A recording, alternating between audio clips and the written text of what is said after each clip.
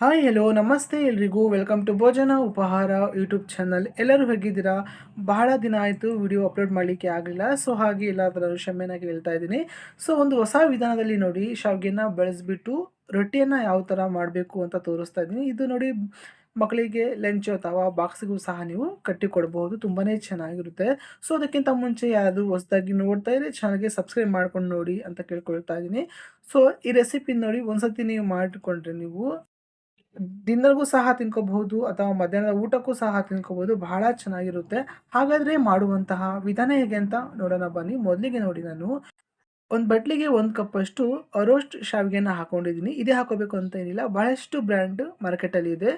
So ದಪ್ಪ ಆದರೂ use ಮಾಡಿ, ಅನಿಲ್ ಶಾವಿಗೆ ಆದರೂ ಯೂಸ್ ಮಾಡಿ ಅಥವಾ ಈ ಶಾವಿಗೆ ಆದರೂ ಯೂಸ್ ಮಾಡಿ. ಓಕೆನಾ? ನಂತರ ನೋಡಿ ಅದೇ ಕಪ್ಪಿಂದ ನಾನು 1 ಕಪ್ಪಷ್ಟು ನೀರನ್ನು ಹಾಕ್ಕೊಳ್ತಾ ಇದ್ದೀನಿ. ನಿಮಗೆ ಗೊತ್ತಾಗಲ್ಲ ನೋಡಿ ಶಾವಿಗೆ ಎಷ್ಟು ಹಾಕೊಂಡಿರ್ತೀರ ಮುಳುಗುವಷ್ಟು ನೀರು ಹಾಕ್ಕೊಳ್ಳಿ. ಓಕೆ. ಹಾಕಿದ್ದಾದ್ಮೇಲೆ ನೋಡಿ ಇವಾಗ ನಾನು ಸ್ಟವ್‌ನ ಆನ್ ಮಾಡ್ಕೊಬಿಟ್ಟು ಚೆನ್ನಾಗಿದು ಬಾಯ್ಲ್ ಮಾಡ್ಕೊಳ್ತಾ ಇದ್ದೀನಿ. ಓಕೆ. ಸ್ವಲ್ಪ ಉಪ್ಪನ್ನು ಸೇರಿಸ್ಬಿಟ್ಟು ಬಾಯ್ಲ್ ಮಾಡ್ಕೊಳ್ಳಿ. ಸೊ ನೋಡಿ ಜಸ್ಟ್ ಒಂದು 3ರಿಂದ 4 ನಿಮಿಷದಲ್ಲಿ ಇದು ಚೆನ್ನಾಗಿ ಕುದಿ ಬಂದ್ಬಿಡುತ್ತೆ. ಇಷ್ಟಾದರೆ ಸಾಕು ನೋಡಿ. ಇವಾಗ ನಾನು ಸ್ಟವ್‌ನ ಆಫ್ ಮಾಡ್ಕೊಬಿಟ್ಟು ಅದೇ ಒಂದು ಬೌಲಿಗೆ ನಾನು ನೀರು ಎಕ್ಸ್ಟ್ರಾ ಏನಿದೆಯೋ ಅವೆಲ್ಲ ಬಸ್ಕೊಳ್ತಾ ಇದ್ದೀನಿ. ಓಕೆನಾ? ಸೊ ಈ ವಿಧಾನದಲ್ಲಿ ಒಂದ್ಸತಿ ಮಾಡಿ ನೋಡಿ. ತುಂಬಾ ಚೆನ್ನಾಗಿರುತ್ತೆ ಮತ್ತು ಟೇಸ್ಟ್ ಇದು. ಓಕೆ. ಸೊ ಇವಾಗ ನೋಡಿ ಎಲ್ಲ ನೀರೆಲ್ಲ ಬಸಿದ ಆದಮೇಲೆ ನೀರನ್ನು ಸಪ್ರೇಟ್ ಮಾಡ್ಕೊಬಿಟ್ಟು ಏನು ಮಾಡ್ತಾ ಇದ್ದೀನಿ, ಒಂದು ಬೌಲಿಗೆ ಹಾಕ್ಕೊಂಡಿದ್ದೀನಿ. ಹಾಕಿದ್ದಾದಮೇಲೆ ತುಂಬ ತಣ್ಣಗೆ ಆಗಬೇಕು. ಶಾವಿಗೆ ತುಂಬಾ ತಣ್ಣಗಾಗಿದೆ. ಸೊ ಇವಾಗ ನೋಡಿ ಈರುಳ್ಳಿನ ಸಣ್ಣದಾಗಿ ಚಾಪ್ ಮಾಡಿಬಿಟ್ಟು ಹಾಕ್ಕೊಳ್ತಾ ಇದ್ದೀನಿ. ಇಲ್ಲಾಂದರೆ ಕಟ್ ಮಾಡಿಬಿಟ್ಟು ಬೇಕಾದರೂ ಹಾಕ್ಕೊಳ್ಳಿ. ಜಾಸ್ತಿ ಏನು ಬೇಡ. ದೊಡ್ಡ ಸೈಜ್ ಆದರೆ 1 ಹಾಕ್ಕೊಳ್ಳಿ ಅಷ್ಟೇ. ಸಣ್ಣ ಸೈಜ್ ಆದರೆ 2 ಹಾಕ್ಕೊಳ್ಳಿ. ನಂತರ ನೋಡಿ ಸ್ವಲ್ಪ ಕರಿಬೇವಿನ ಸೊಪ್ಪು ಮತ್ತು ಕೊತ್ತಂಬರಿ ಸೊಪ್ಪನ್ನು ವಾಶ್ ಮಾಡಿಬಿಟ್ಟು ಹಾಕ್ಕೊಳ್ತಾ ಇದ್ದೀನಿ ಸಣ್ಣದಾಗಿ ಕಟ್ ಮಾಡಿಬಿಟ್ಟು. ನಂತರ ನೋಡಿ ಖಾರಕ್ಕೆ 1-2 ಮೆಣಸಿನ್ಕಾಯಿನ ಸಣ್ಣದಾಗಿ ಕಟ್ ಮಾಡಿಬಿಟ್ಟು ಹಾಕ್ಕೊಂಡು ಆ ಮಕ್ಕಳಿಗೇನಾದರೂ ಕೊಡ್ತಾ ಇದ್ದೀರಾ ಅಂದರೆ ನೋಡಿ ಮೆಣಸಿನ್ಕಾಯಿ ಪುಡಿಯನ್ನು ಹಾಕ್ಕೊಳ್ಳಿ. ಓಕೆ. ನಂತರ ರುಚಿಗೆ ತಕ್ಕಷ್ಟು ಉಪ್ಪು ಬೇಯಿಸ್ಬೇಕಾದ್ರೆ ಹಾಕ್ಕೊಂಡಿರ್ತೀವಿ. ಸೊ ಇವಾಗ ನೋಡಿಬಿಟ್ಟು ಹಾಕ್ಕೊಳ್ಳಿ ಅಷ್ಟೇ. ಓಕೆನಾ? ನಂತರ ನೋಡಿ ಇವಾಗ ಅಕ್ಕಿ ಹಿಟ್ಟಾದರೂ ಯೂಸ್ ಮಾಡಿ, ಮೈದಾ ಅಥವಾ ಗೋಧಿ ಯಾವುದಾದ್ರೂ ಯೂಸ್ ಮಾಡಿ. ನಾನೇನು ಮಾಡ್ತಾಯಿದ್ದೀನಿ ಗೋಧಿ ಹಿಟ್ಟೆ ಹಾಕ್ಕೊಳ್ತಾ ಇದ್ದೀನಿ. ಒಂದು ಅರ್ಧ ಕಪ್ಪಷ್ಟು ಹಾಕ್ಕೋಬೇಕು. ಓಕೆನಾ? ಜಿಗುಟಿರಲ್ಲ. ಸೊ ಹಾಗಾಗಿ ಹಾಕ್ಕೊಳ್ಳಿ. ಸೊ ಹಾಕಿದ ಆದಮೇಲೆ ಸ್ವಲ್ಪ ತೇವಾಂಶ ಇದ್ದರೆ ನೀರನ್ನು ಸೇರಿಸಲಿಕ್ಕೆ ಹೋಗಬೇಡಿ. ತೇವಾಂಶ ಇಲ್ಲ ಅಂತ ಹೇಳಿದರೆ ನೋಡಿ ಸ್ವಲ್ಪ ನೀರು ಹಾಕಿಬಿಟ್ಟು ಸೇಮ್ ಅಕ್ಕಿ ರೊಟ್ಟಿನ ಹದಕ್ಕೆ ಇದನ್ನು ಕಲಿಸ್ಕೋಬೇಕು. ಓಕೆನಾ? ಸೊ ಮತ್ತೊಮ್ಮೆ ಹೇಳ್ತಾ ಇದ್ದೀನಿ ನೋಡಿ, ಗಟ್ಟಿ ಅನ್ನಿಸ್ತು ಅಂದರೆ ಸ್ವಲ್ಪ ನೀರು ಸೇರಿಸ್ಬಿಟ್ಟು ಕಲಿಸ್ಕೊಳ್ಳಿ. ಓಕೆನಾ?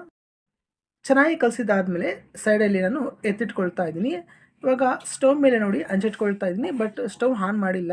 ಇವಾಗ 2-3 ಟೇಬಲ್ ಸ್ಪೂನಷ್ಟು ಅಡುಗೆ ಎಣ್ಣೆ ಹಾಕ್ಕೊಳ್ತಾ ಇದ್ದೀನಿ. ಹಾಕಿದ್ದಾದ್ಮೇಲೆ ನೋಡಿ ಎಲ್ಲ ಕಡೆ ಚೆನ್ನಾಗಿ ಈ ಥರ ಕೈಯಿಂದ ಸವರ್ಕೋಬೇಕು. ಓಕೆನಾ? ಸೊ ಇವಾಗ ಏನು ಮಾಡ್ತಾ ಇದ್ದೀನಿ, ಕಲಸಿರುವಂತಹ ಏನು ಶಾವಿಗೆ ಟೆಕ್ಸ್ಚರ್ ಇದೆಯಲ್ಲ ಮಿಶ್ರಣ, ಸೊ ಇವಾಗ ನೋಡಿ ಮೀಡಿಯಮ್ ಸೈಜಲ್ಲಿ ಉಂಡೆ ಮಾಡ್ಕೊಬಿಟ್ಟು ನಾನು ಆ ರೊಟ್ಟಿ ಎಲ್ಲ ಯಾವ ಥರ ತಟ್ಕೊಳ್ತೀರಾ ಅದೇ ಥರ ತಟ್ಕೋಬೇಕು ಅಷ್ಟೇ. ಓಕೆನಾ? ಈ ಥರ ಮಾಡೋದ್ರಿಂದ ನೋಡಿ 2 ಇಂಚು ಬೇಕಾಗುತ್ತೆ.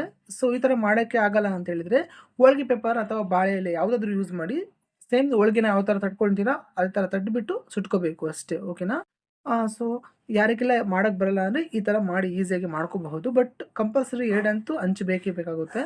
ಸೊ ಅವಾಗ ನೋಡಿ ಆ ನೀರಲ್ಲಿ ಕೈನ ಒದ್ದೆ ಮಾಡಿಬಿಟ್ಟು ಸ್ವಲ್ಪ ತೇವಾಂಶ ಮಾಡ್ಕೊಬಿಟ್ಟು ತಟ್ತಾ ಹೋಗಿ, ಅಂಟೋದಿಲ್ಲ. ಓಕೆನಾ? ಸೊ ನೋಡಿ ಸ್ವಲ್ಪ ತೆಳುವಾಗಿ ತಟ್ಕೊಂಡಿದ್ದೀನಿ. ಸೊ ತಟ್ಟಿದ್ದು ಆದಮೇಲೆ ಇವಾಗ ಏನು ಮಾಡ್ತಾಯಿದ್ದೀನಿ ನಾನು ಸ್ಟವ್‌ನ ಆನ್ ಮಾಡ್ಕೊಳ್ತಾ ಇದ್ದೀನಿ. ಡೈರೆಕ್ಟಾಗಿ ನಾವು ಬಿಸಿ ಆಗಿದ್ದಾಗ ತಟ್ಟಲಿಕ್ಕೆ ಆಗೋದಿಲ್ಲ. ಸೊ ಹಾಗಾಗಿ ನೋಡಿ ತಟ್ಟಿದ್ದಾದಮೇಲೆ ಸ್ಟವ್‌ನ ಆನ್ ಮಾಡ್ಕೊಂಡ್ಬಿಟ್ಟು ಚೆನ್ನಾಗಿ 2 ಬದಿ ಇದನ್ನು ಕೆಂಪಗಾಗೋವರೆಗೂ ಸುಟ್ಕೋಬೇಕು ಅಷ್ಟೇ. ಸೇಮ್ ನೀವು ಅಕ್ಕಿ ರೊಟ್ಟಿ ಅಥವಾ ರಾಗಿ ರೊಟ್ಟಿ ಯಾವ ಥರ ಮಾಡ್ಕೊಳ್ತೀರೋ ಅದೇ ಮೆಥಡಲ್ಲಿ ಮಾಡ್ಕೋಬೇಕು ಅಷ್ಟೇ. ಓಕೆನಾ? ತದನಂತರ ನೋಡಿ ಇವಾಗ ನಾನು ಹಾಕಿದ ತಕ್ಷಣ ತಟ್ಟಿದ ತಕ್ಷಣ ಏನು ಮಾಡಬೇಕು, ತಿರುವಿ ಹಾಕಲಿಕ್ಕೆ ಹೋಗಬಾರ್ದು. ಒಂದು 3-4 ನಿಮಿಷ ಚೆನ್ನಾಗಿ ಅದು ಬೆಂದಾಗ ಏನು ಮಾಡಬೇಕು, ತಿರುವಿ ಹಾಕಬೇಕು. ಓಕೆನಾ? ಅದಕ್ಕಿಂತ ಮುಂಚೆ ನೋಡಿ ಇವಾಗ ಮೇಲೆ ತುಪ್ಪ ಅಥವಾ ಎಣ್ಣೆ ಯಾವುದಾದ್ರೂ ಹಾಕ್ಕೊಳ್ಳಿ.